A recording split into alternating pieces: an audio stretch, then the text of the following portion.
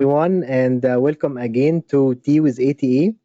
So, today's episode number 5, and we are continuing to answer this question by Nancy. What should I do if I feel overwhelmed with my workload? First of all, let me welcome Professor Zage, and I will give you a quick recap about the previous session, and we continue with more tips. So, hello, Professor Zage. How are you doing? Hi, Dr. Ahmed. I'm doing well, and thank you again for having me here and part of the conversation and trying to help Nancy answering her question. It's my pleasure, and thank you so much for the previous session. We had great, thoughtful tips. So, last session we talked about prioritizing tasks and then breaking them down. Also, we talked about setting smart goals, and the fourth tip was delegation. So, in this session, we are going to continue with more tips. So, what other tips would you like to share with our audience, Professor Zage? Thank you.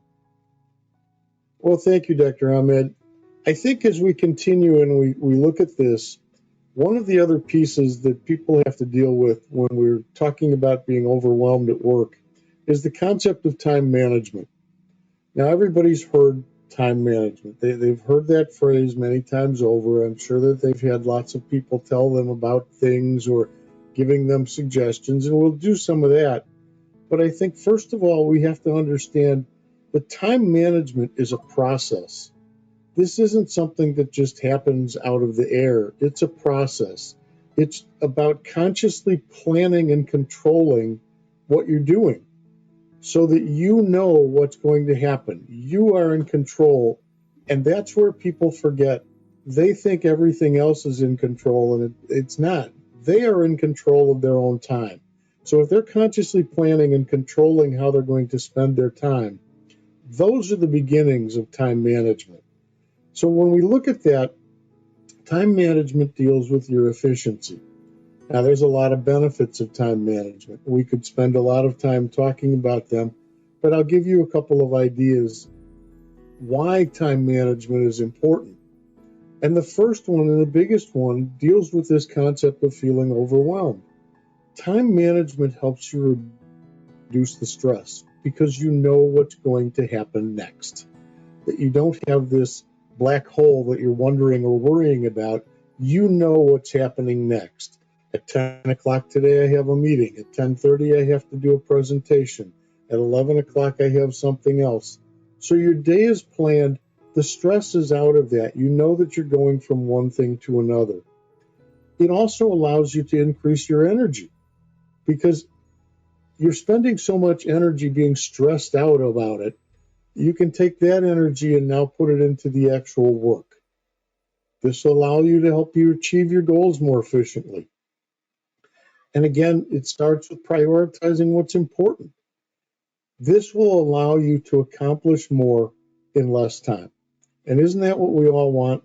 We want to get it all done as quickly as possible, as efficiently as possible.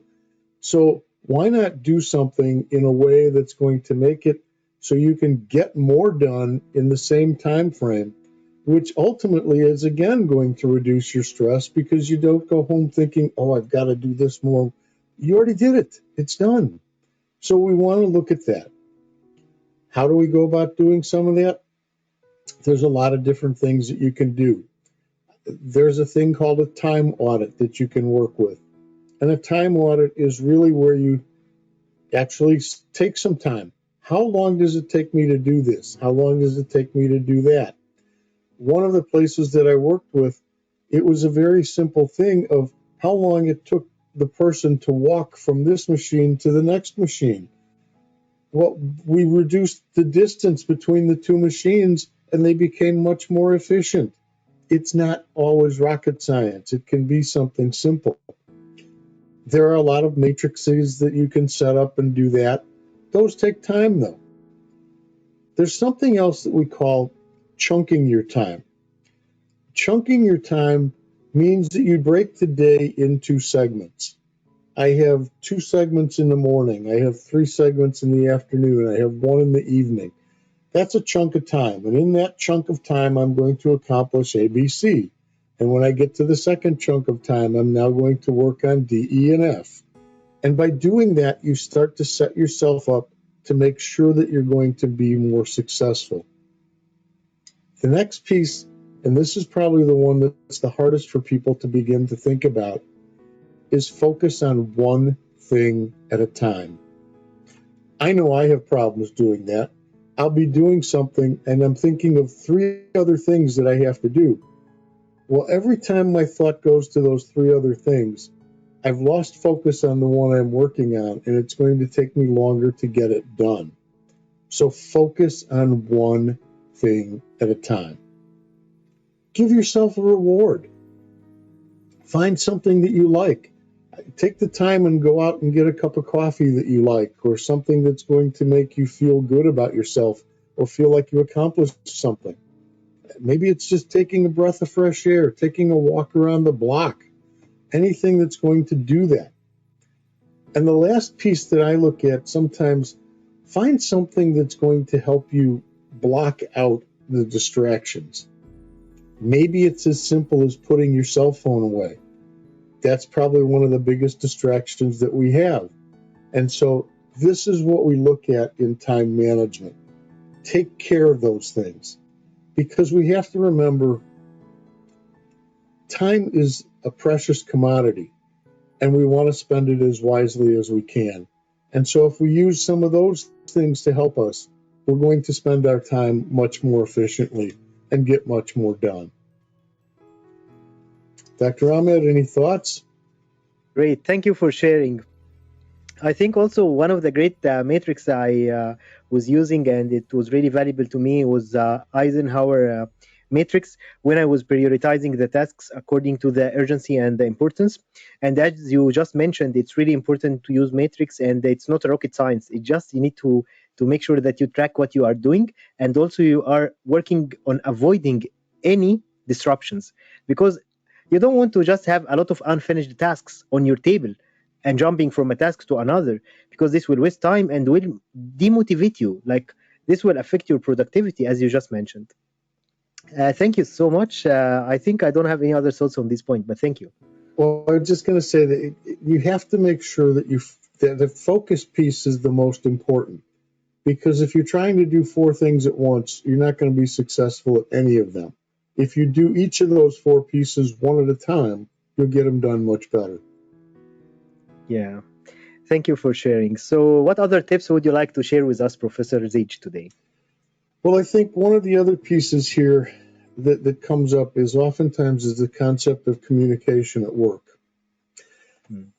It can oftentimes be overwhelming. And it's okay to feel overwhelmed. I mean, this is what this is all about. But some of this comes back to being able to communicate that to other people. Oftentimes, the way we communicate that feeling of being overwhelmed comes out wrong, comes out as being something that makes it sound like we're angry or we're upset or we just don't want to do something. For example, somebody comes and gives you another project that you want to work on, and you turn around and you say, I've been doing this and I've been doing this and I've been doing this for the team. I'm busy, I'm tired, I haven't slept, I'm exhausted, I don't want to do anything more. Well, that comes across very negative, and people are going to back off from that, and the communication piece is the wrong thing. But if you come across and you say something instead more like, I really appreciate what we're trying to achieve here, and here's how I propose that we go about doing it. Instead of doing ABC, let's do DEF. Well, now you've given it a positive approach, and you've taken control of the situation. You've put it back into, this is how I want to do it. Yes, it's still a lot to do, but now it's back to where I want to do it. And one of the things I always try and tell people, when somebody approaches you about doing something, don't ever say, I'm sorry, but I can't do this. It's kind of like when your boss asks you a question and you say, I don't know, and you leave it at that. You never just say that. It's, I don't know, but I'll find out. Well, in this case, the I'm sorry, but I can't do this if you turn that around, and again, you don't want it to be a negative, you can say something more like, I understand what we're trying to achieve. However, I have all these commitments in front of me that are exceeding my capacity to do this. So I propose that maybe we take a couple of these other things and we deprioritize those for now so that we can get this one put in. And then we can work solely on focusing on this and we'll be much more efficient at getting it done. So I think that's a key piece of the communication that we often forget about. And if we don't communicate properly, it's going to come across very negative and we're going to feel even more overwhelmed. So the communication piece is a part of the success. Dr. Ahmed? I totally agree with you, Professor Zage. I totally agree with you because a lot of people will have this fear to say no in a proper way. They might say no without any rationale, or they keep taking a lot of tasks on their plates, and both will take them to nowhere. Low productivity and poor quality work at the end. However, with the wonderful tips you shared with us, you are allowing us to still manage our time and also not feeling overwhelmed, with showing the full respect and appreciation to the person who is asking the support from us. Because now I can see like you are doing it in a very wise way. You are also asking them for support. It's not only they are coming to ask you for support. Now you are also leading the communication. Now you are telling them you have those tasks on your plate and you need their support. They need to help you reprioritizing. So now you are leading again. You are communicating with a great leadership. So thank you for sharing those examples, because it's now very clear to our audience. What other tips would you like to share with us, Professor? You talked about breaks and making sure that we take some breaks to recharge. So can you highlight more on this point? I think that that's an important piece that we all have to remember, is that everybody needs to take a break every now and then. Even if you look at the most gifted athletes in the world, they take a break in between. Uh, when I was training for swimming, when we would get close to a big meet, we would actually train less the few days before because your muscles needed some time to recover from all the work that you've been doing getting ready. Well, your brain works the same way. It needs a break once in a while. It needs that walk around the block for the fresh air. It needs to go out and do something else, to think about something else. Taking breaks is not a bad thing. That's why you get vacation time at work, is they want you to go away. I used to have a number of employees that didn't want to take the vacations. It's like, no, you need to take a few days, go away, get away from here, let everything be different. And you come back more energized, you're more focused. And so that's part of what you want to do. As you look at this, you need to ensure that you're taking breaks. Sometimes that means when you're working on a team, that you need to agree that we're going to take breaks, even to take a lunch break, to take a coffee break. I would get into some of these meetings sometimes that we knew we were going to go 3 and 4 hours, and I would tell everybody, okay, on the hour, we're taking 10 minutes. Let everybody get up, stretch, walk around the room. Believe it or not, people have to go to the bathroom. And so if you give them a time to do that, they're much more comfortable than sitting there thinking, I've got to go and I need to still be a part of this. So give them a time to do that. They're going to be much more comfortable. They'll get a new cup of coffee. They'll do something else. So agree with the break time.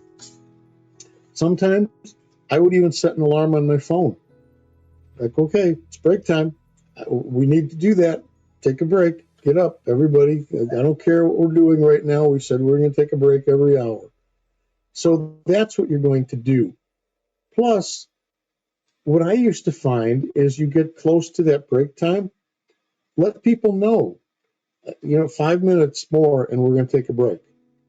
Well, that actually recharges people's thinking, because now they're not worrying about when are we going to take a break. They know it's coming soon. So let's get together. Let's finish what we have to do so we can take a break. Simple thing, but it works very well. Pay attention to any of the benefits you experience when you take a break. We all get up, we move around. Sometimes, you're sitting in one position for so long, your legs become sore and they become bothered.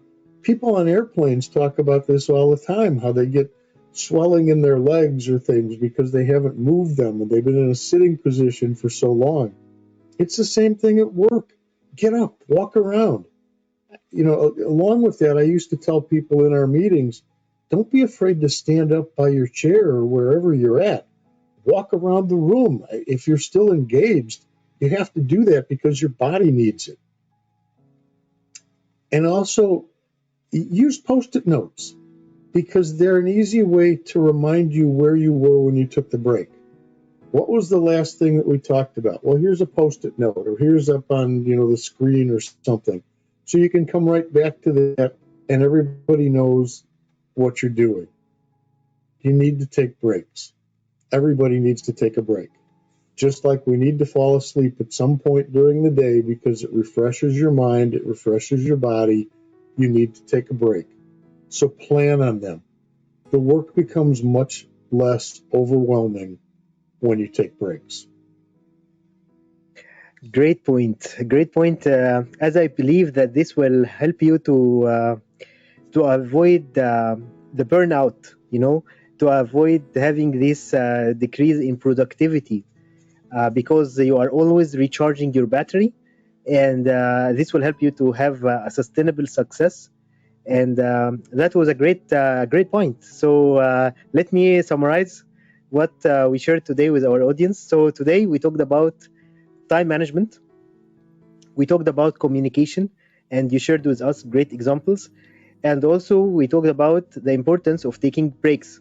All of those tips were also valuable because they will help us to make sure that we are overcoming this feeling of overwhelming due to the workload.